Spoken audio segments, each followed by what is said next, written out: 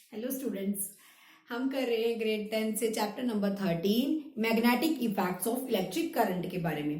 Previous part के अंदर हमने पढ़ा कि जो magnetic effects of electric current क्या होता है और इलेक्ट्रोमैग्नेटिक इंडक्शन क्या चीज होती है, दोनों के बारे में डिफरेंस। अब जो magnetic effect of electric current है, वहां जो मैग्नेटिक फील्ड जनरेट हुआ उसके अंदर करंट की क्या डायरेक्शन है और मैग्नेटिक फील्ड की क्या डायरेक्शन है, ये दो चीजों पे, दो रूल्स पे डिपेंड करता था, जो कि हमने पढ़ा था कि magnetic effect of electric current के लिए Fleming's left hand rule and electromagnetic induction के लिए फ्लेमिंग्स राइट हैंड रूल। तो अभी हम पढ़ते हैं किसके बारे में, फ्लेमिंग्स लेफ्ट हैंड रूल के बारे में। तो हमें क्या करना है, इसमें अपने हैंड यानी कि stretch our finger, first finger and middle finger, तीनों को हमें स्ट्रेच करना है।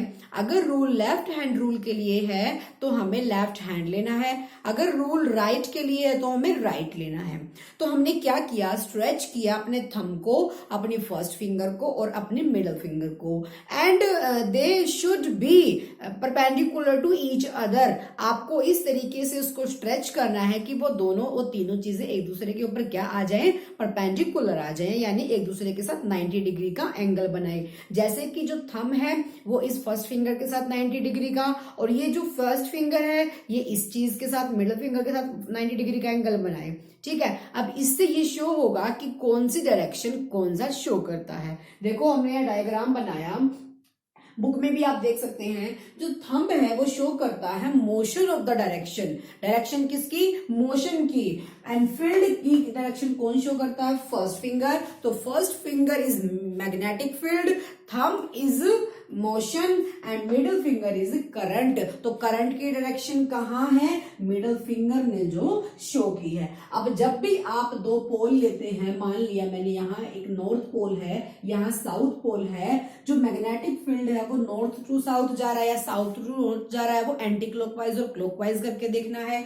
अगर इसके बीच में कंडक्टर्स आपको गिवन किए गए हैं और यहां से कोई करंट फॉलो करता है, तो यहां हमें ये बता सकते हैं, इस फ्लेमिंग्स लेफ्ट हैंड रूल के अकॉर्डिंग आपको ये बताना है कि हमारा जो, देखो जैसे हमने क्या लिया, थंब को लिया, मैग्नेटिक फील्ड को लिया और करंट को लिया। आप क्या करेंगे, मान लिया मैंने मैग्नेटिक फील्ड को ऐसे ले लिया, ठीक है, हमने रखा left hand thumb rule. Thumb कहाँ है, ऊपर की डायरेक्शन में, करंट कहाँ है, बाहर की डायरेक्शन। तो करंट इसका मतलब कहाँ आ रहा है, आउटवर्ड डायरेक्शन में आता है। अगर हम इसको ऐसे रखते हैं तो उस तरीके से हम बता सकते हैं कि करंट की डायरेक्शन क्या होगी किसी भी कंडक्टर के साथ रखने पर। तो फ्लेमिंग्स की जो इसकी डेफिनेशन है वो ध्यान से सुनो, डेफिनेशन भी आ सकती है जैसे left hand right hand rule हमने पढ़ा था, ऐसे ही बिल्कुल सेम, या फिर वो डायरेक्शन ही पूछ सकता है क्या होगी। तो आप क्या करोगे, इस तरीके से इसको फॉलो करके आप डायरेक्शन बता सकते हैं कि किसी भी कंडक्टर के अंदर उसकी करंट की डायरेक्शन क्या होगी। तो यहां हम पढ़ेंगे Fleming's left hand rule. If we stretch our thumb, four finger यानी कि first finger and middle finger, so that they are mutually perpendicular to each other. जब हम स्ट्रेच करते हैं अपने थंब को, फोर फिंगर को, फर्स्ट फिंगर को और मिडल फिंगर को, तो वो तीनों के तीनों एक दूसरे के म्यूचुअली परपेंडिकुलर होने चाहिए। Four finger points in the direction of magnetic field, जो फोर फिंगर है वो हमें मैग्नेटिक फील्ड की डायरेक्शन शो करती है, and the middle finger in the direction of current, और जो मिडल फिंगर है वो direction of the current, and thumb gives the direction of the force acting on the conductor, और जो हमारा थंब है वो मोशन को शो करता है। यही बात हमें फ्लेमिंग लेफ्ट हैंड रूल के साथ याद करनी है, ताकि हमें बेसिक सा क्वेश्चन पूछेगा, कुछ ज्यादा डिफिकल्ट नहीं पूछने वाला है इस चैप्टर से, क्योंकि जो डिफिकल्ट है वो या तो इलेक्ट्रिक मोटर का टॉपिक पूछ लेगा कि ब्रशेस का क्या काम है, या जो इसकी एप्लीकेशन आएगी आगे, लेकिन इनके बारे में जस्ट इतना पूछ सकता है कि करंट की डायरेक्शन क्या होगी, मैग्नेटिक फील्ड की डायरेक्शन क्या होगी, और जो मोशन है हमारा उसकी डायरेक्शन क्या होगी किसी भी कंडक्टर में से जब हम करंट को पास कराते हैं। So this is your Fleming's left hand rule.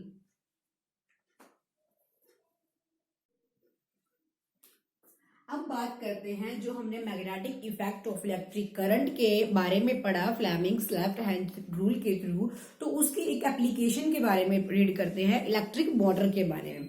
जो magnetic effect of electric current होता है वो क्या करता है कि जब हम किसी सर्किट के अंदर से करंट पास करते हैं तो वो मैग्नेटिक नीडल डिफ्लेक्टेड होती है, यानी कि उसके पास मैग्नेटिक फील्ड जनरेट होता है। तो वहां क्या होता है, magnetic effect of electric current, कि करंट की वजह से मैग्नेटिक फील्ड हुआ। तो वैसे ही हम उसी के ऊपर एक एप्लीकेशन करते हैं, इलेक्ट्रिक मोटर, जो आपसे पेपर में पूछ सकता है।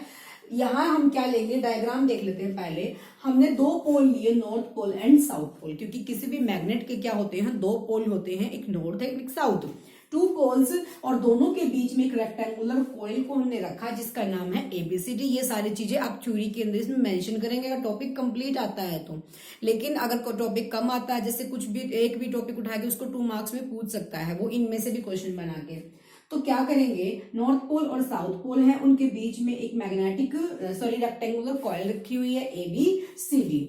उसके बाद इसने इसको बीच में एक कंडक्टर ले रखा है जिसके ऊपर रैप्ड कर रखा है किसको, स्प्लिट रिंग्स को। 2 रिंग्स ले रखा है, एक स्प्लिट रिंग को क्या कर रखा है, रैप कर रखा है एक कंडक्टर के ऊपर, ताकि करंट पास कराया जा सके। उसके बाद इसने दोनों के साइड में कार्बन ब्रशेस लगा रखे हैं जो करंट को पास करने में क्या करती हैं, हेल्प करती हैं। उसके बाद इसने पूरा सर्किट यहाँ अरेंज कर रखा है एक सेल के साथ और की के साथ। ठीक है, ये हमने इलेक्ट्रिक मोटर का हमारा बना लिया। अब इसके बारे में डिस्कस करते हैं। When a current carrying conductor, ऐसा कंडक्टर जो करंट कैरी करता है, is placed in a magnetic field, it experiences a force in the direction gives by Fleming's left hand rule.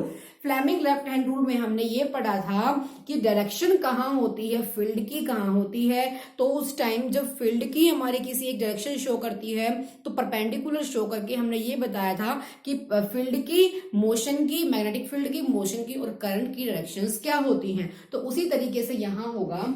देखो, कोई भी जो चीज है उसके अंदर से हमने करंट पास कराया तो ऑब्वियस है कि उसके अंदर मूवमेंट तो आई है। तो उसके अंदर जो हमने रेक्टेंगुलर कॉइल लिया है, इसकी जो मूवमेंट होती है ये डिपेंड करती है इलेक्ट्रिक मोटर के अंदर और magnetic effect of electric current. देखो, हमने क्या किया, कोई भी एक ये ले लिया कॉइल, इसको हमने कॉइल माना। देखो, अपोजिट जब फोर्स लगता है तभी कोई भी चीज रोटेट करती है।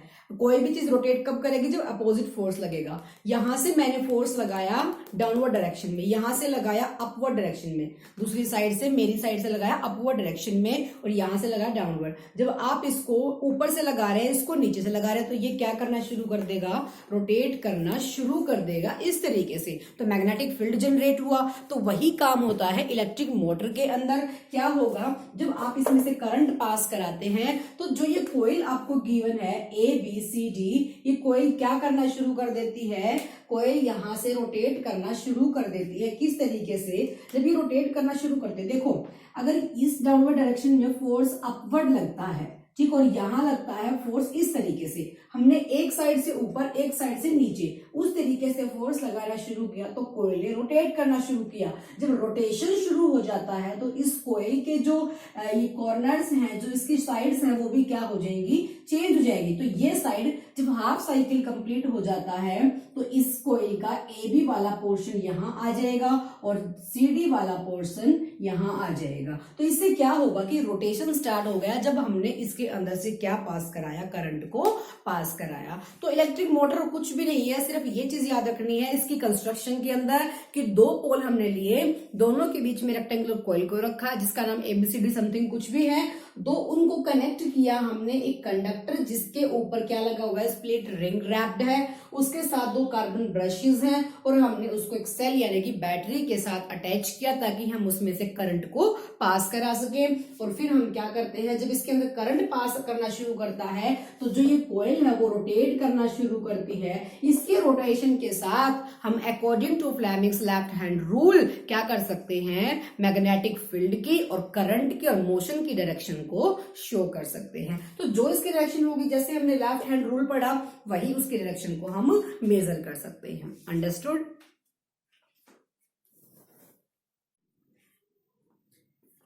फ्लेमिंग्स राइट हैंड रूल के बारे में भी पढ़ते हैं। देखो हमने पढ़ा है MEEC magnetic effect of electric current. अब बात करते हैं दूसरा फिनोमिना, मैंने आपको चैप्टर के स्टार्टिंग में बताया था EMI यानी कि electromagnetic induction. What is electromagnetic induction? Electromagnetic induction के बारे में मैंने आपको बताया था कि जब भी किसी सर्किट के पास, मान लिया ये हमारे पास कोई सर्किट है और इसके पास मैंने इस तरीके से बल्ब लगा दिया, किसी मैग्नेट को आप यहां कंटिन्यूसली, अब देखो मूवमेंट होनी जरूरी है, आप मैग्नेट को स्टेबल करके इसको भी क्या कर सकते हो, मूव करा सकते हो। तो किसी मैग्नेट को कंटिन्यूसली आप यहां मूव कराते हैं तो ये बल्ब ग्लो करना शुरू कर देता है। इसका मतलब क्या हुआ, मैग्नेटिक फील्ड से क्या जनरेट हुआ, मैग्नेटिक फील्ड से इलेक्ट्रिक करंट जनरेट हुआ। तो generation of electric current when we move the magnetic field, जब मैग्नेटिक फील्ड को हम मूव कराते हैं, मूवमेंट उसके अंदर लेके आते हैं कंटिन्यूसली, तो इलेक्ट्रिक करंट क्या होता है, जनरेट होता है। ये हमने पढ़ा इलेक्ट्रोमैग्नेटिक इंडक्शन के अंदर, जो जिसका अपोजिट है magnetic effect of electric current का जस्ट अपोजिट है। दोनों क्या है, अपोजिट टू ईच अदर, दूसरे के अपोजिट है। फिर उसके बाद हमने MEEC magnetic effect of electric current के रूल के बारे में पढ़ा, फ्लेमिंग्स लेफ्ट हैंड रूल के बारे में, उसकी एप्लीकेशन को रीड किया, इलेक्ट्रिक मोटर को। ठीक है, अब ये जो आपका है EMI, इसकी डेफिनेशन आप कर चुके हैं कि जब करंट जनरेट होता है, जब हम इसको मैग्नेटिक फील्ड को, मैग्नेट को मूव कराते हैं कंटिन्यूसली इसके पास से, तो इलेक्ट्रिक करंट जनरेट होता है। अब उसके बाद आता है फ्लेमिंग्स राइट हैंड रूल के अकॉर्डिंग इसकी जो डायरेक्शन होती है वो होती है, देखो हमने पढ़ा था फ्लेमिंग्स लेफ्ट हैंड रूल के बारे में, जहां हमने हैंड कौन सा लिया था, लेफ्ट लिया था। अब बात करते हैं राइट हैंड रूल की। राइट हैंड रूल को भी सेम करना है हमें, इन तीनों चीजों को, थंब को, फर्स्ट फिंगर को और मिडिल फिंगर को एक दूसरे के परपेंडिकुलर लेके स्ट्रेच करना है। स्ट्रेच किया, उसके बाद हमें देखना है कि तीनों के तीनों एक दूसरे के क्या हो, 90 डिग्री का एंगल बनाते हो, परपेंडिकुलर हो। उसके बाद कौन क्या शो करता है ये हम यहाँ पढ़ेंगे कि जो थंब है, थंब ने किसके डायरेक्शन को शो किया, मूवमेंट ऑफ कंडक्टर यानी कि मोशन को शो किया, और जो फर्स्ट फिंगर है that is magnetic field and current is direct to the, कहां तक जाता है करंट, इसको बाय मिडिल फिंगर किसको शो करती है, करंट को शो करती है, फर्स्ट फिंगर मैग्नेटिक फील्ड को, और जो थंब है वो मूवमेंट ऑफ कंडक्टर यानी कि मोशन को शो करता है। So this is your right hand rule. इसकी डेफिनेशन आप अपने अकॉर्डिंग लिख लीजिए कि जब हम स्ट्रेच करते हैं, we stretch our right hand rule, क्या करते हैं, स्ट्रेच करते हैं थंब को, फर्स्ट फिंगर को, मिडिल फिंगर को, तो तीनों एक दूसरे के परपेंडिकुलर होने चाहिए। और तो थंब हमारा मोशन को शो करता है, फर्स्ट फिंगर मैग्नेटिक फील्ड को, और जो मिडिल फिंगर है वो करंट को शो करती है। अब इसके बाद जो हमारी एक एप्लीकेशन आती है इसकी EMI की एक एप्लीकेशन आती है इलेक्ट्रिक जनरेटर, जो कि आपके सिलेबस से कट हो चुकी है। और डोमेस्टिक यूजेस क्या होते हैं इलेक्ट्रिसिटी के, आपको पता भी, अगर क्वेश्चन आपसे पूछ सकता है तो आप बता सकते हैं, बट डोमेस्टिक वाला जो टॉपिक NCERT के अंदर है वो भी आपके सिलेबस से कट हो चुका है। तो यहीं तक आपका चैप्टर है। सिर्फ बेसिक्स के ऊपर ध्यान देना है कि जो मैग्नेटिक फील्ड लाइंस होती हैं किस डायरेक्शन में मूव करती हैं, उनकी प्रॉपर्टीज क्या होती है, राइट हैंड रूल जब आता है तो करंट डायरेक्शन क्या होती है। Understood? So your chapter is completed. See you again.